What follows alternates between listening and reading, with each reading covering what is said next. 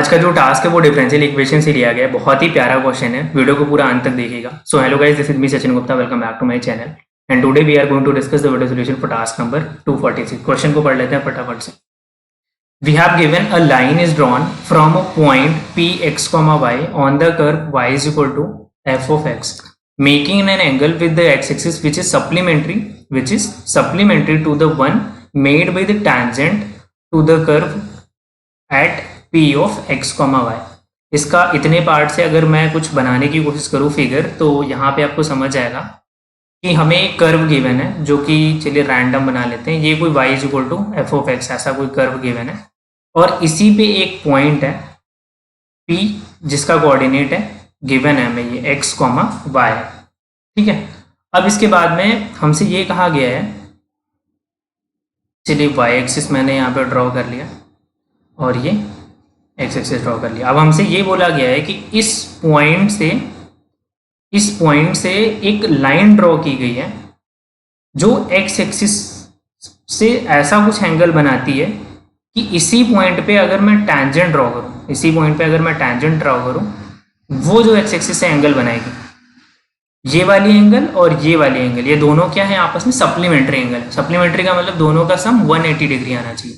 तो अगर मैं इसको थीटा बोल दूं तो ये क्या है 180 माइनस थीटा। और एक बात और यहाँ से हम कह सकते हैं कि ये वाली जो लाइन है, ये क्या है, टैंजेंट है इस कर्व पे। तो थीटा का मतलब क्या हो जाएगा, ये जो स्लोप हो जाएगी इस लाइन की वो हो जाएगी dy बाई dx। और इसी को हम बोल सकते हैं कि ये किसके इक्वल है, टैन थीटा के इक्वल है। ठीक है, अब आगे बढ़ लेते हैं क्वेश्चन में। और क्या गिवन है, और गिवन है हमें कि the line meets the x axis at A. ठीक है, तो ये वाली जो लाइन है वो ए पॉइंट पे मिल रही है। आगे बढ़ते हैं। आगे गिवन है हमें another line perpendicular to it drawn from same point meeting the y axis at B. अब हमसे आगे क्या कहा गया कि इसी पॉइंट से इस वाली लाइन के बिल्कुल परपेंडिकुलर, ये जो लाइन मैंने एक्सटेंड की है, इस लाइन के परपेंडिकुलर कोई भी एक लाइन ड्रॉ करो। तो इस लाइन की परपेंडिकुलर जो लाइन होगी वो कुछ ऐसी मान लेते हैं, मतलब ये 90 डिग्री बना रही है।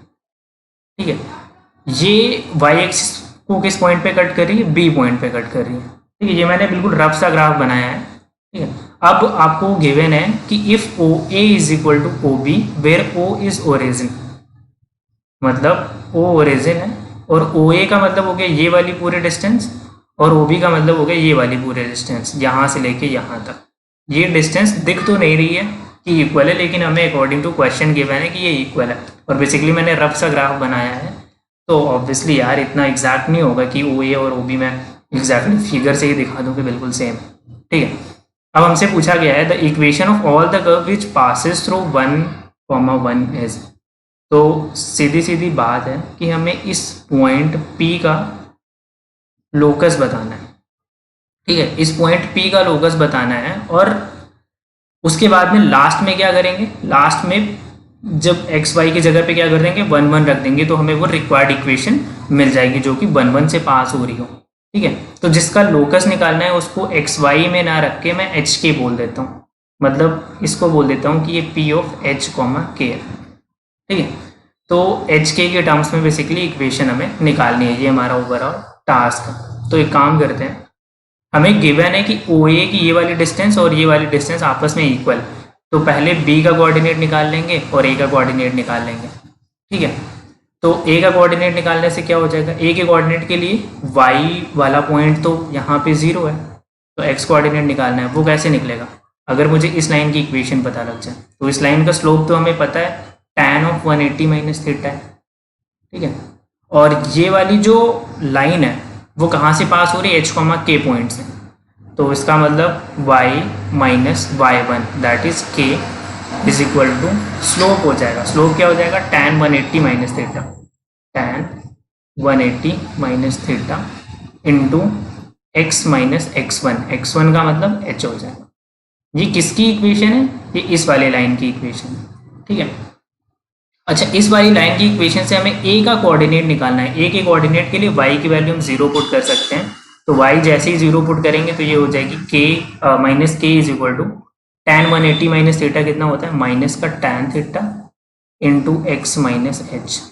फाइन, इससे ये कैंसिल हो जाएगा। tan थीटा को इधर ले जाइए तो k cot थीटा, और h इधर ले आइए तो प्लस का h। ये हो गया x कोऑर्डिनेट। मतलब अच्छा, इस पॉइंट का x कोऑर्डिनेट मतलब ये पूरी लेंथ की वैल्यू, मतलब ओ ए की वैल्यू जो है वो क्या है, k cot theta plus h। ठीक है, अब सिमिलरली ओ बी निकालना है। ओ बी निकालने के लिए क्या करेंगे, इस वाली लाइन की इक्वेशन निकालेंगे। तो इस वाले लाइन की इक्वेशन के लिए देखिए, ये वाला लाइन भी जो है वो इसी पॉइंट से पास हो रहा है, h कॉमा के से, लेकिन इसका अभी स्लोप हमें नहीं पता है। तो जो इसका स्लोप होगा, इसका स्लोप अगर m1 है और इसका m2 मान ले, तो m1 इंटू m2 की वैल्यू -1 होनी चाहिए। क्यों? क्योंकि दोनों लाइन आपस में परपेंडिकुलर है। ठीक है, तो इसका स्लोप कैसे निकालेंगे, m1 क्या है आपका tan 180 minus theta into m2 is equal to -1 आना चाहिए। तो m2 की वैल्यू आ जाएगी -1 divided by tan 180 minus theta minus tan theta. ठीक है, तो ये आ जाएगी cot थीटा।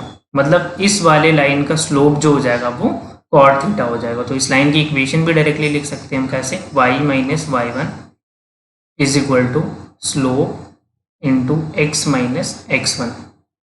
ठीक है, अब इस वाली लाइन की इक्वेशन से हमें b का कोऑर्डिनेट निकालना है, और b कोऑर्डिनेट निकालने के लिए x की वैल्यू को 0 पुट करना पड़ेगा। इस पॉइंट पे x की वैल्यू तो 0 है, तो x की वैल्यू अगर 0 पुट करेंगे तो y आ जाएगा directly k minus h cot theta. तो ये किसका, b का जो y कोऑर्डिनेट है वो OB की लेंथ है। OB की लेंथ कितनी आ जाएगी, k minus h cot theta. इतनी बात समझ में आ गई आपको? इतनी बात समझ में अगर आ गई है फिर तो क्वेश्चन सॉल्व हो गया आपका।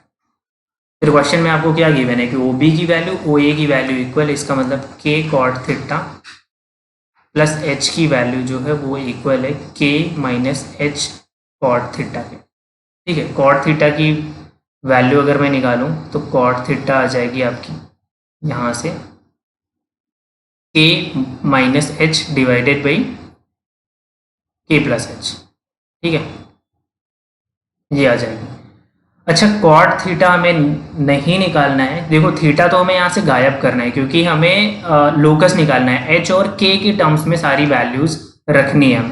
ठीक है, तो हम क्या कर सकते हैं कि tan कॉट थीटा की जगह पे dx बाई dy रख देंगे, या तो चलिए इसको tan थीटा में ही बदल लेते हैं। तो इसका रेसिप्रोकल tan थीटा हो जाएगा, वो हो जाएगा dy बाई dx, और यहाँ से आ जाएगा, इसको पलट लेंगे फिर tan थीटा क्योंकि लिख रहा है तो h प्लस के डिवाइडेड बाई के माइनस एच।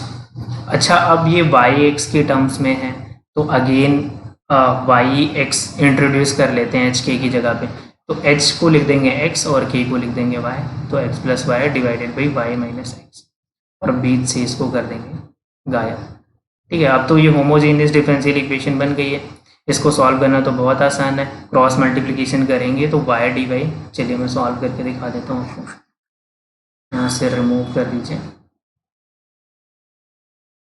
तो ये आ जाएगी आपकी y d y minus x d y is equal to x d x plus y d x. ठीक है, और y d y is equal to x d x plus x d y plus y d x. ये क्या होती है, ये तो directly differential element of x y है, डी एक्स वाई की वैल्यू होती है, तो इसकी जगह पे डी एक्स वाई पुट कर दीजिए, डी एक्स वाई।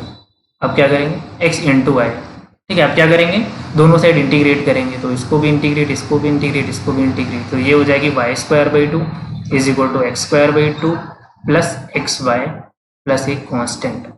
और फर्दर सॉल्व करेंगे, तो क्या हो जाएगा ये। अच्छा, पहली बात तो ये है कि 1 से पास होने वाली हमें निकालनी है। ठीक है, 1 से पास होने वाली निकालनी है। ये क्या होगी, ये तो फैमिली ऑफ कर्व हो गई। ठीक है, फैमिली ऑफ कर्व नहीं निकालनी थी आपको, 1 से पास होने वाली निकालनी थी। तो 1 से पास कब होगी, 1 से पास कराने के लिए इसमें एक्स वाई की जगह 1 कर दीजिए, तो 1/2 is equal to 1/2 plus 1 plus C. तो यहाँ से आ जाएगी सी की वैल्यू -1, तो सी की जगह पे -1 डायरेक्टली पुट कर देंगे यहाँ पर। ठीक है, अब बेसिकली 2 से मल्टीप्लाई कर दीजिए, तो y square is equal to x square plus 2xy -2। थोड़ा सा और सॉल्व करें इसको तो ये हो जाएगी x² - y² + 2xy - 2 = 0। यही आपकी रिक्वायर्ड इक्वेशन हो जाएगी। तो कौन सा पार्ट सही हो जाएगा?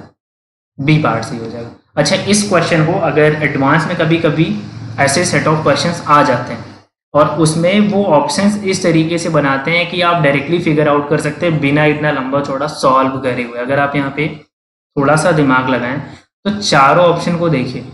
चारों ऑप्शन में हमें क्या फाइनल अगर लाइन पढ़ो तो हमें निकालना है the equation of all the curves which passes through 1,1। ऊपर राम कहानी क्या लिखी है उससे कोई मतलब नहीं है, बस हम ये चेक कर लें कि 1,1 से कौन सा कर्व पास हो रहा है। तो यहाँ पे 1 पुट करके देखेंगे, ये सेटिस्फाइड ही नहीं होगा, ये भी सेटिस्फाई नहीं होगा, ये भी सेटिस्फाई नहीं होगा। सिर्फ एक इक्वेशन सेटिस्फाई हो रही है 1,1 पे, जो कि ये है। तो आप बस इस लास्ट लाइन को पढ़ के बी ऑप्शन टिक कर सकते थे बिना कुछ सॉल्व किए। ठीक है, तो इस पर्टिकुलर क्वेश्चन में ऐसा सेट करके रखा था कि चलिए हो गया। लेकिन एडवांस में ऐसे जब क्वेश्चंस आते हैं तो वहाँ पे ऐसा नहीं होगा कि आप डायरेक्टली 1 रख के सॉल्व कर पाएँ। ठीक है, तो चलिए आपको अगर फाइनली इतना सब कुछ सॉल्व नहीं हो पा रहा है, ठीक है, इतना टाइम नहीं है आपके पास वहाँ पे, तो 1-2 ऑप्शन या कम से कम 3 ऑप्शन तो डिस्कार्ड, ज़्यादा से ज़्यादा 3 ऑप्शन तो आप डिस्कार्ड कर ही सकते हैं। तो कुछ ऑप्शन डिस्कार्ड हो गए, तो जैसे कि 4 ऑप्शन आपके पास था, आप तुक्का लगाना है आपको।